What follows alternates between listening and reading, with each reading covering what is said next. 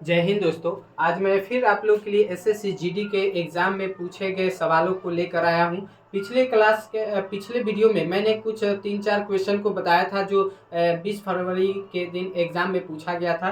तो आज मैं फिर आप लोग के लिए 3-4 ऐसे ही क्वेश्चन लेकर आया हूं। इनमें से 2-3 क्वेश्चन जो है आपका परसेंटेज पे है, एक आपका क्वेश्चन जो है एडवांस मैथ से है और एक क्वेश्चन आपका रेशियो एंड प्रोपोर्शन से भी पूछा गया है। तो इस वीडियो को अंत तक जरूर देखिएगा। यदि आप एसएससी जीडी का एग्जाम देने वाले हैं तो आपको जरूर कुछ ना कुछ इससे हेल्प जरूर मिलेगा और जो नए स्टूडेंट है उन्हें भी यह पता चल जाएगा कि एसएससी जीडी के एग्जाम में आखिर किस तरह का क्वेश्चन पूछा गया। देखिए, सबसे पहला जो क्वेश्चन है यह एक एडवांस मैथ से है क्वेश्चन है। एडवांस मैथ से न कर इस तरह का क्वेश्चन जो है आपको प्रतिशत में भी मिलेगा। ऐसा पढ़ने के लिए क्वेश्चन कर रहा है कि किसी आयत की लंबाई को 25% से बढ़ा दी जाए तो क्षेत्रफल को समान रखने के लिए चौड़ाई को कितना प्रतिशत तक क्या करना होगा, कम करना होगा। देखिए, यहाँ पे हो सकता है नंबर का इधर उधर हो सकता है, तो इसी टाइप से मतलब स्टूडेंट से मैंने बात किया तो लगभग यही क्वेश्चन बोले हैं। आपका हो सकता है नंबर 25% के जगह पे अन्य नंबर भी दिया हो एग्जाम में, लेकिन इसी तरह का क्वेश्चन आया था। ठीक है, तो अब देखिए इसका हम कैसे निकालेंगे। क्वेश्चन में कह रहा है कि यहाँ आयत की लंबाई में 25% बढ़ाया जा रहा है, तो क्षेत्रफल को हमें समान रखने के लिए उस आयत की चौड़ाई को कितना प्रतिशत कम करना होगा। जाहिर सी बात है कि अगर आयत की लंबाई को हम बढ़ाएंगे तो क्या होगा, क्षेत्रफल बढ़ जाएगा। यदि हम यही चौड़ाई में कुछ अगर कमी कर देते हैं तो आपको क्या होगा, क्षेत्रफल समान रह सकता है।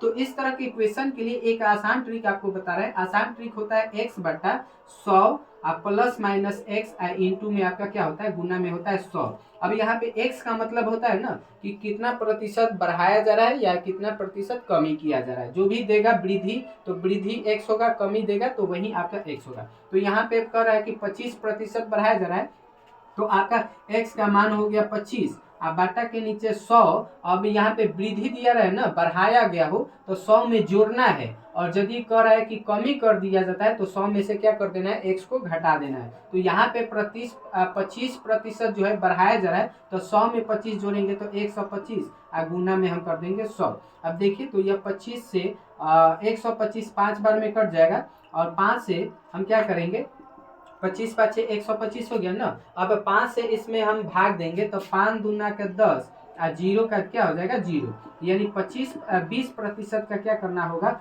हमें चौड़ाई में कमी करना होगा, तो क्षेत्रफल क्या रहेगा आपका, समान रह जाएगा। ठीक है, आपका हो सकता है यहाँ पे अगर कमी दिया रहे तो यहाँ पे 100 में से क्या हो जाता है, घट जाता है। ठीक है, तो उम्मीद करता हूँ कि आप लोग को यह समझ में आया होगा। देखिए, अब नेक्स्ट जो क्वेश्चन है वह भी आपका प्रतिशत से ही सवाल है। ठीक है, तो चलिए इसको हम मिटाते हैं और नेक्स्ट क्वेश्चन को लिख रहे हैं। ठीक है, चलिए दोस्तों, तो यहाँ पे हम दूसरा जो क्वेश्चन है, दूसरा क्वेश्चन को भी लिख चुके हैं। दूसरा क्वेश्चन प्रतिशत पे है, जैसा कि मैंने आपको बताया था। क्वेश्चन है कि एक परीक्षा में 93% जो है छात्र पास हो जाते हैं।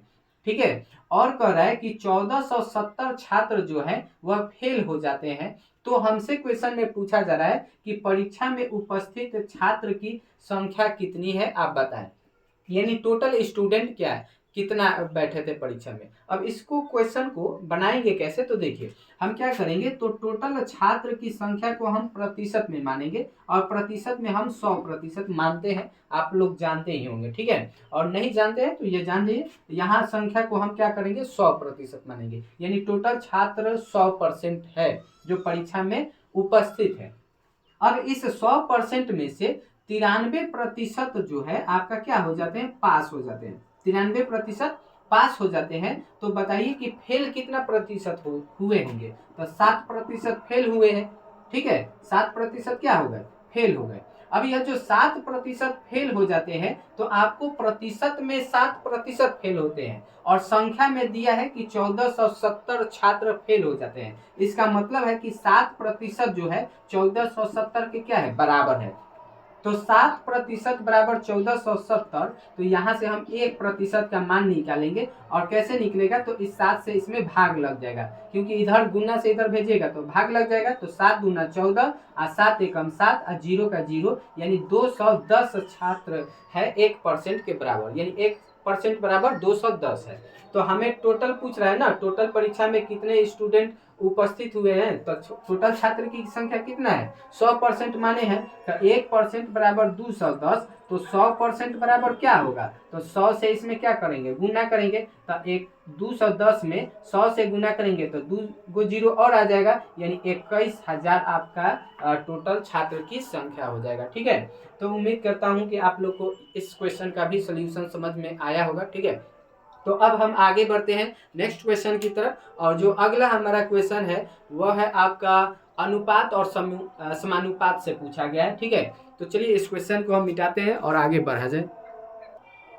चलिए दोस्तों, तो यहाँ पे तीसरा क्वेश्चन भी हम लिख चुके हैं, लेकिन तीसरा क्वेश्चन अनुपात समानुपात पर नहीं है, यह भी आपका जो है साधारण ब्याज पे क्वेश्चन है। तो चलिए इस क्वेश्चन को हम लोग देखते हैं कि इसका सोल्यूशन किस तरह से किया जाएगा। ठीक है, यहाँ पे कह रहा है कि यदि कोई राशि जो है 40 वर्षों में, यानी समय आपका दिया है 40 वर्ष, इस समय में कह रहा है कि वह राशि स्वयं का क्या हो जाती है 2/5 गुनी हो जाती है, तो ब्याज का दर कितना है।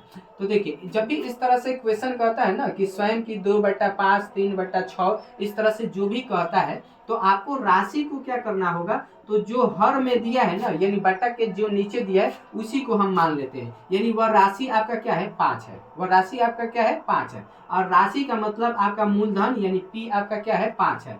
तो देखिए, तो यहाँ से आपका साधारण ब्याज क्या होगा, तो साधारण ब्याज के लिए कह रहा है कि 40 वर्षों में वह जो राशि है क्या हो जाती है स्वयं का कितना गुना हो जाती है 2/5 गुना हो जाती है। ठीक है, तो यह राशि आपका 5 है, इसका 2/5 गुना यानी 2/5, तो 5 से 5 आपका क्या हो जाएगा कट जाएगा, यानी 2 हो जाएगा, यानी साधारण ब्याज आपका कितना हो गया 2 हो गया। अब देखिए, साधारण ब्याज 2 हो गया, तो अब हमसे पूछ रहा है ब्याज का दर, और साधारण ब्याज बराबर आप जानते हैं कि P into R into T बटा क्या होता है 100 होता है। अब यहाँ से एसआई का मान कितना दिया है 2, तो 2 रख देंगे, अब मूलधन यानी पी का मान कितना है 5, तो 5 रख दिया जाए, आर आपको निकालना है तो रहने देंगे, और टी यानी समय का मान दिया है 40, अब बाटा के नीचे 100 है तो 100 रह जाएगा, 0 से 0 कट जाएगा, 5 से 2 बार में कट जाएगा, 5 दूनी के 10, और 2 से 4 जो है 2 बार में कट गया, 2 से 2 कट गया, यानी 2 से 2 एक बार में कटेगा, तो आर बराबर क्या होगा